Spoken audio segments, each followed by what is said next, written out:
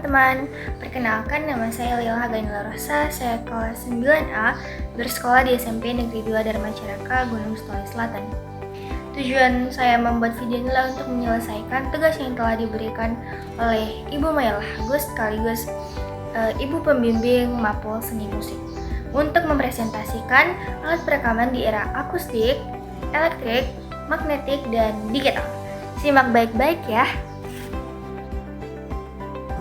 Baik, kita masuk di era perekaman yang pertama, yaitu perekaman akustik, di mana metode ini banyak dilakukan pada akhir era 1800-an menggunakan phonautograph, ditemukan oleh Edward Leon Scott de Martinville, seorang penulis dan pencetak buku berkebangsaan Prancis. Phonautograph berupa corong membran yang terhubung dengan besi tipis seperti jarum yang disebut stylus. Corong berguna untuk menangkap bunyi akustik, namun hasil rekamannya itu kurang jelas dan tidak sebagus saat ini. Hanya instrumen yang berbunyi keras saja yang dapat direkam, namun suara benda-benda kecil ataupun suara bisik-bisik manusia pasti tidak akan bisa terekam. Pada perkembangannya, perekaman akustik mengganti rol lilin berbentuk silinder berubah menjadi berbentuk piringan sebagai media penyimpanan rekaman. Alat rekam yang pada saat itu banyak digunakan adalah fonograf atau gramofon. Selain digunakan untuk merekam, alat ini juga digunakan untuk memutar ulang rekaman yang sudah direkam yang ada pada piringan hitam atau yang sering disebut adalah long play yang disingkat sebagai LP. Teknologi perekaman kembali berkembang dengan digunakannya mikrofon sebagai alat penangkap bunyi sekitar tahun 1925. Mikrofon adalah sebuah transducer yang mengonversi bunyi akustik menjadi sinyal elektrik sehingga sinyal ini dapat diamplifikasi. Kalian tahu siapa orang ini? Ya, dia adalah David Edward Hughes, penemu mikrofon, serta mengembangkan mikrofon karbon dengan kualitas suara yang jauh lebih baik. Kita masuk pada alat perekaman yang kedua, yaitu era perekaman elektrik, di mana kali ini mikrofon berfungsi untuk menangkap bunyi akustik dan mengubahnya menjadi sinyal elektrik guna diproses dalam perekaman. Metode ini disebut sebagai metode perekaman elektrik. Hal ini mengalami kemajuan, daya tangkap terhadap bunyi mengalami peningkatan dari metode perekaman sebelumnya.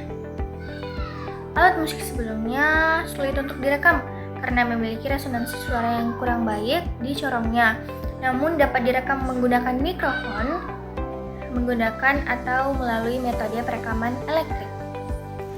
Kita masuk di era perekaman yang ketiga, yaitu perekaman elektrik, di mana perekaman ini dimulai pada tahun 1940-an. Yang awalnya perekaman magnetik ini dimulai karena ditemukannya magnetic tape pada tahun 1928 di Jerman oleh Fritz Wiemer. Pada awal perkembangannya, metode perekaman magnetik menggunakan reel tape sebagai media penyimpanan data audio. Bentuknya itu berupa pita magnetik dengan ukuran yang cukup besar dan tidak praktis. Namun, pada tahun 1960-an, Philips, perusahaan elektronik asal Belanda, mengembangkan tape dengan ukuran yang lebih kecil, praktis, dan ringan. Penemuan ini disebut dengan compact cassette. Kita masuk di era perekaman yang keempat, yaitu perekaman akustik. Perkembangan teknologi perekaman semakin pesat karena setelah ditemukannya metode perekaman secara digital. Awal kemunculan perekaman secara digital ini karena munculnya konversi bunyi akustik menjadi sinyal-sinyal digital. Perkembangan teknik perekaman secara digital mengembangkan beberapa perangkat lunak atau software. Pengolah data audio yang sering disebut adalah Digital Audio Workstation. Digital Audio Workstation memungkinkan data diolah dan disimpan ke berbagai format. Salah satu format yang paling banyak digunakan adalah MP3. MP3 adalah format penyimpanan audio yang melalui proses kompresi sehingga ukuran data audio bisa menjadi lebih kecil. Contohnya adalah Audio berdurasi 1 menit bisa menjadi 10 MB. Terima kasih. Sekian presentasi metode perekaman di era akustik, elektrik, magnetik, dan digital dari saya, Liel Hageni Larasa. Bila ada kata yang salah dan kurang berkenan, saya mohon maaf.